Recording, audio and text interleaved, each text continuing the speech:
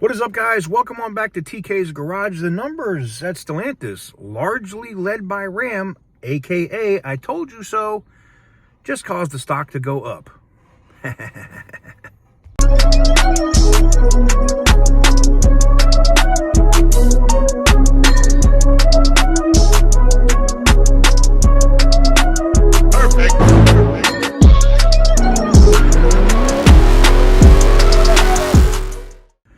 Guys, before I get into today's video, we got to talk about the giveaway going on here on the channel. We have the 1969 Charger with extra entries. That is the Hellcat swap 1969 Charger with extra entries up. We're over 72% sold out on those extra entries, and once they're gone, they're gone. If you want to get it on it, it's very simple. Link is in the description down below, tksgarage.bigcartel.com.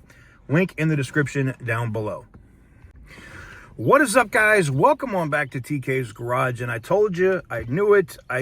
Those initial numbers, seeing the big jump from 22,000 to 35,000 plus orders for Ram at Stellantis told me everything I needed to know. Knowing that they can't build enough Hemi engines to put out product tells me everything that I need to know.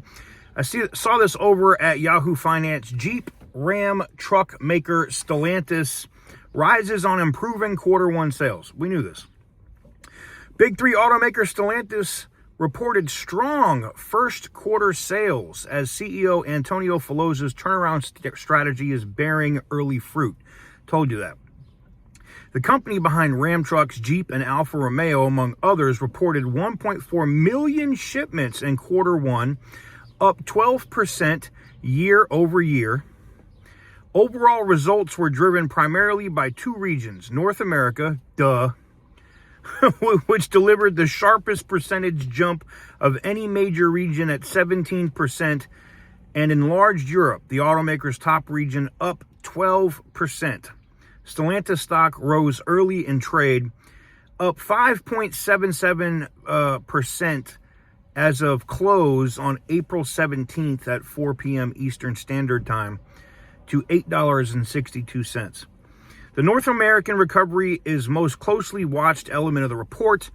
I told you, Ram is literally carrying the entire friggin' company. The North American recovery is mostly closely watched element of the report. The region shipped 379,000 units in Q1, compared with 325,000 a year earlier. A gain of roughly 54,000 units. That 17% improvement is particularly significant given how much ground Stellantis lost in the U.S. market over the prior 2 years, as inventory mismanagement, I'm going to call that Carlos Tavares mismanagement, aging product lineups, and dealer tensions weighed heavily on performance. The recovery was powered by three key products. You want to guess what those are? I'll tell you what they are. The Ram 1500 with the Hemi V8. Not the Hurricane, not the inline six. The Ram 1500 with the Hemi V8 is the reason for the turnaround. So I don't care. I see you son of a bitches in the comments. Man, the Hurricane's got more power. The Hurricane's cool in a Charger. All right? I can admit that. But not in a Ram. I'm sorry. I don't care. People are buying Rams for the Hemi, not for a Hurricane. They don't give a shit if that engine puts out 1,500 more horsepower. They don't care.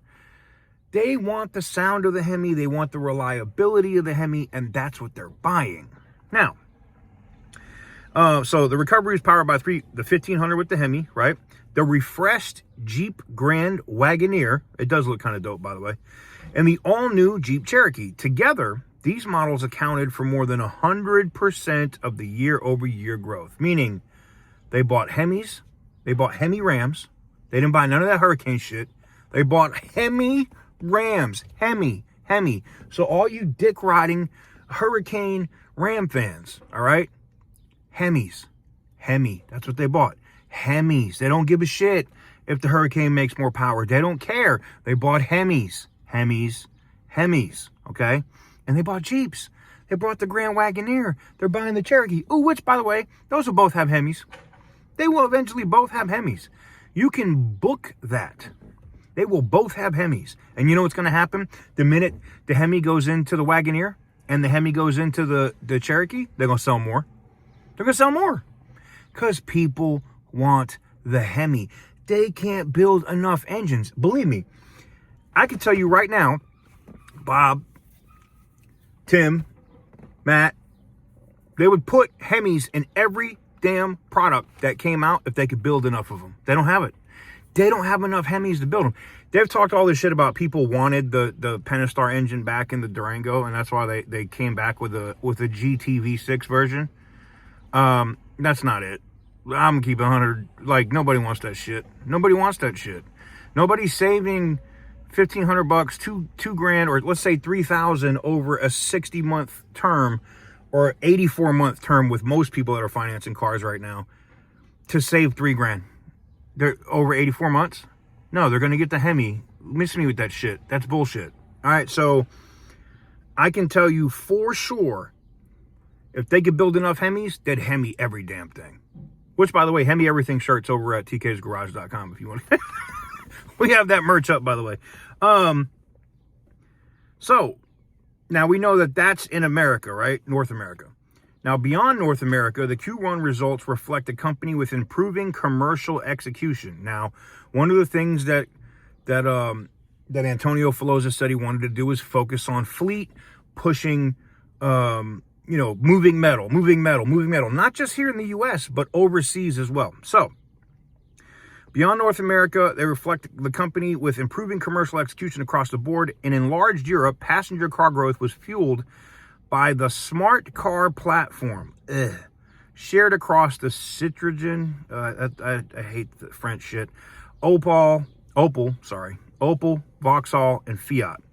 Nameplates like the Citroën, whatever the fuck that shit box is, C3, the Opel Frontera, and the Fiat Grande Panda. The Panda's not bad, actually. It's a Jeep Renegade, right? Surged 85% year over year, adding approximately 48,000 units. That's not bad. And their Chinese investment, Leap Motor branded vehicles distributed through Stellantis majority-owned joint venture, also gained traction, reaching roughly 27,000 units in the quarter as the budget BEV T03 found receptive buyers in Italy and beyond. We're going to guess that most of those buyers in Europe probably have a different persuasion. I'm just...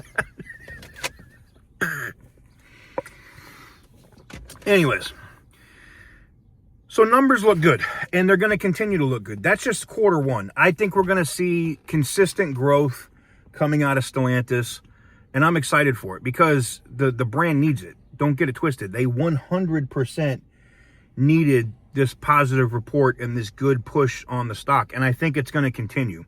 But let me know what you guys think in the comment section down below. Give the video a big thumbs up if you like what I do. Hit the subscribe button if you haven't already. And as always, stay petty, my friends.